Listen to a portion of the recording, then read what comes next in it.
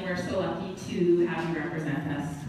And just thank you to everyone for being here tonight. I'm just looking out to the crowd, and I know I bothered many of you and said I'd love if you could make it here tonight, and I see that many of you did, and it means a lot to me.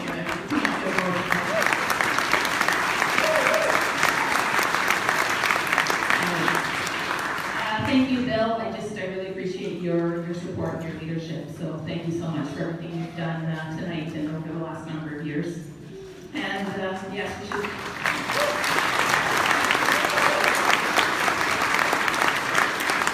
It's really not fair to follow Brian out either, but I suppose I'll be following him in a lot of ways over the next while. I'll talk more about you in a moment, Brian.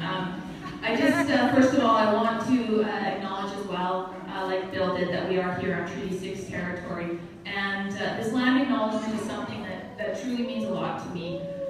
Here in our riding of Edmonton Highlands-Norwood, we are home to a very diverse First Nations and Métis population. And there are incredible community organizations and institutions doing just great work here.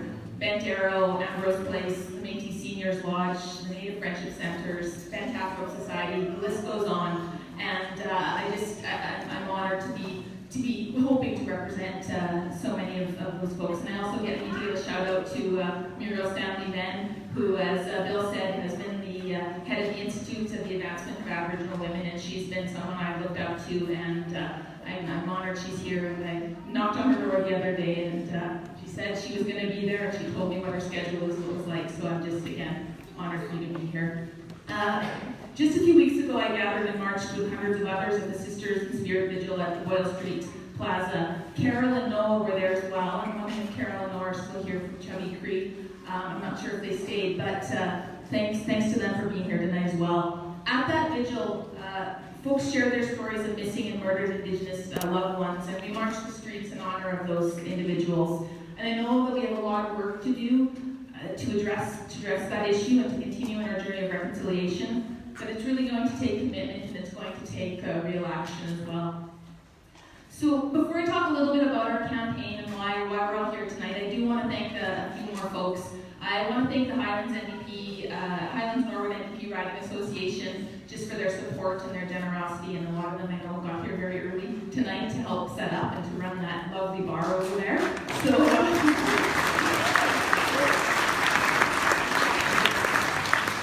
I want to truly thank the campaign team that has supported me, the folks who first encouraged me to take the leap here in Highlands-Norwood.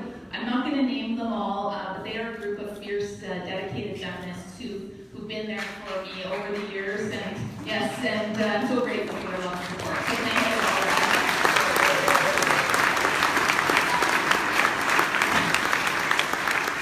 And of course, I said I'd talk about it more. I need to thank Brian Mason. Brian has had an absolutely phenomenal political career, spanning, as he said, nearly 30 years. And I always tell folks that he's a legend, and trust me, after years of knocking on doors around here, I've lost count of how many people share their love of Brian at the doors. It still never fails when I'm canvassing that somebody will say, I love that Brian Mason, he was a bus driver, you know? And he is truly an institution. And I have to say, Brian, it's been hard over the last few months because there's been the odd person who didn't know that you were retiring, and I've had to be the one to break the news, and it's not been fun. But truly, Brian, you've left a lasting legacy and a very high bar. So thank you for everything you've done.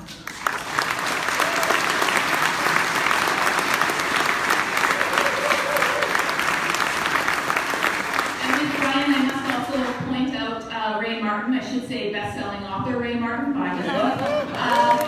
Right here.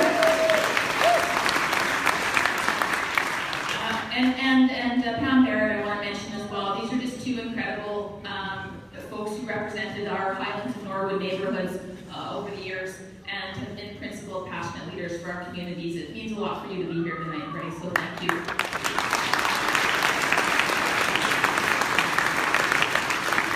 And finally, I don't think she could be here tonight, our Premier, Rachel Motley. Rachel's been a true fighter, and I'm so proud to accept the NDP nomination tonight to be a part of her team.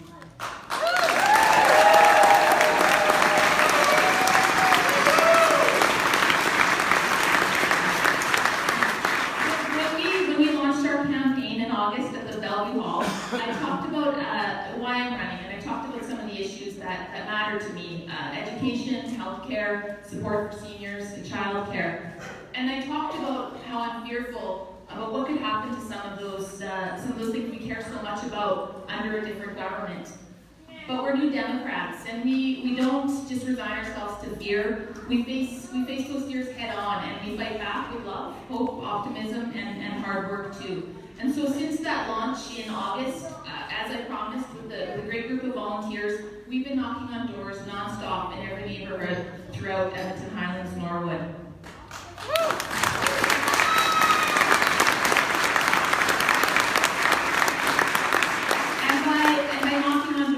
It's given me the opportunity to hear just how important these issues and more are to many of you. And I wanted to share some of the stories that you've shared with me tonight.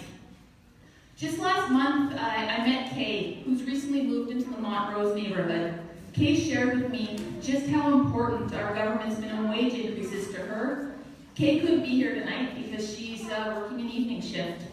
I know that the evidence shows that a $15 minimum wage is good for the economy, is good for women, single parents, people who are working more than 2 full-time jobs but can't pay the rent or put food on the table. But Kay shared with me her story, and that made it really hit home. Kay makes minimum wage. Kay is a single parent. She has a daughter. She shared with me that this minimum wage hike means that she can afford a bus pass on a regular basis, and that most of her prescription medications will be covered so that she doesn't have to do without. Kay is, of course, just one person, but her story is the story of many. And I'd be so proud to fight for Kay and for all those who have a right to a fair wage that affords them the dignity that they so deserve.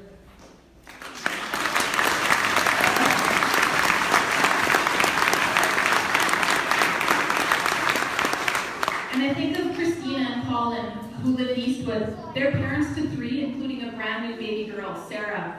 Christina practices law in the Highlands neighborhood, and Colin is staying at home with Sarah. They're strong advocates for their children. One of their children has autism, and they share with me some of the struggles that they faced. They were going to be here tonight. I'm not sure if I see them. They were trying to see if they could arrange childcare.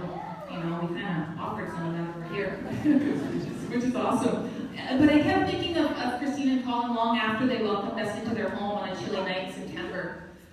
They reminded me just how critical it is that we invest in education and ensure that the funding goes to where it's needed most: mental health supports, proper resources for teachers and educational assistants.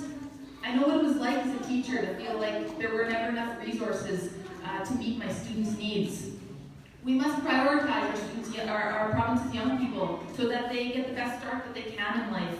I'm so proud of this government for the investments that they've made in children, but there's still a need for more investments, and there's definitely a need for no cuts. For parents like Christina and Colin, but most importantly, for those like baby Sarah. And I think of, I see Rachel here in the front row with her brand new baby girl, and just, again, it means so much for you to make it here tonight, because I know we've got, 3 other little boys at home? So thank you. So for you and for your daughter as well.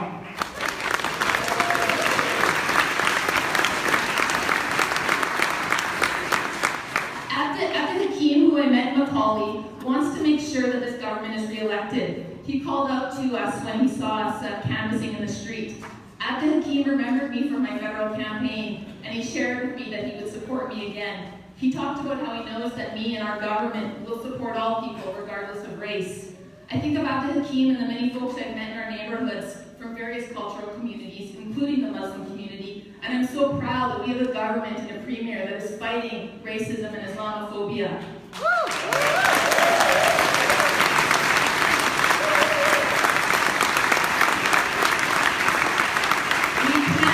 We cannot allow hatred and intolerance to grow in this province. The province that I know and that you know and love is kind, is open, is accepting, and we must ensure that it remains that way. In August, I talked with Carl and Karen in Highlands. You can see I'm kind of looking around to see if these folks made it. They shared with me just how life-changing the $25 a day childcare has been for them and their family. Karen has been able to go back to work, which has made a world of difference. Their story of how beneficial affordable childcare has been to them is the story of countless other families. Because again, we know that when families have access to affordable, quality child care. The statistics show that women are able to re-enter the workforce, family incomes are boosted, and we also know that child poverty rates are reduced. We have some of the highest rates of child poverty in Canada, right here in our backyard in Edmonton, Highlands-Norwood, and we must do better. Offering affordable child care to families is but one way to decrease child poverty rates, but it's a crucial one. I want that pilot program to grow, and as your MLA, I'll fight for that, so that more families like Karen and Carl's can benefit, and all teachers can benefit.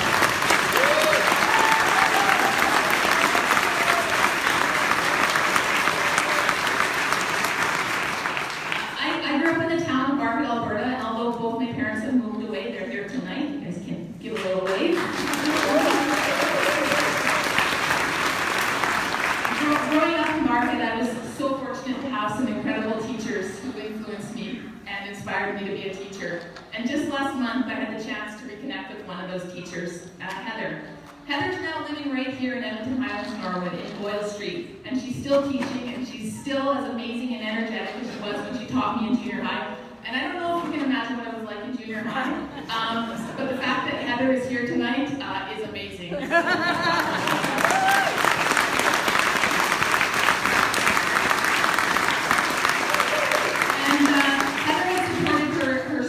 Diversity and Equity Human Rights Committee, and she's been pivotal in helping to set up GSA's Gay Straight Alliances and supports for students.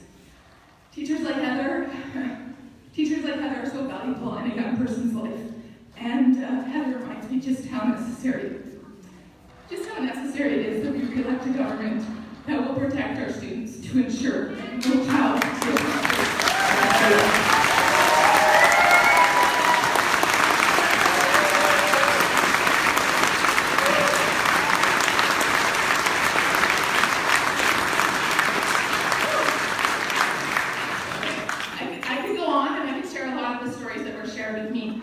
But what's most important to me is that I take those stories that are shared with me at the doors, and that I think, and that I do something with them. I know, as Brian talked about, the next few months are not going to be easy. We are facing attacks from people who wish to divide us, people who wish to roll back the incredible progress that's been made in this province. We are going to have a clear choice in the next election. Choose a government that will protect healthcare, that will protect education, that will fight for what matters for families, or give power to Jason Kenney, whose candidates have already said that the cuts that they will make will hurt, who's promised a summer of repeal in which he will pass legislation to undo all the good work that this government has done. We'll turn back the clock on LGBTQ rights, and we'll give the super wealthy a massive tax cut. So the choice is clear. I look at the lengthy list of accomplishments that this government has achieved since 2015, and I get excited thinking about what we could accomplish next.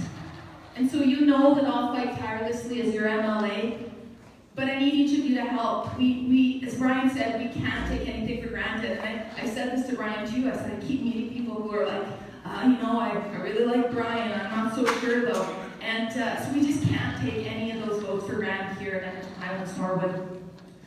Let's keep Edmonton Highlands-Norwood orange, and with Rachel at the helm, let's re-elect this government. Thanks, everybody.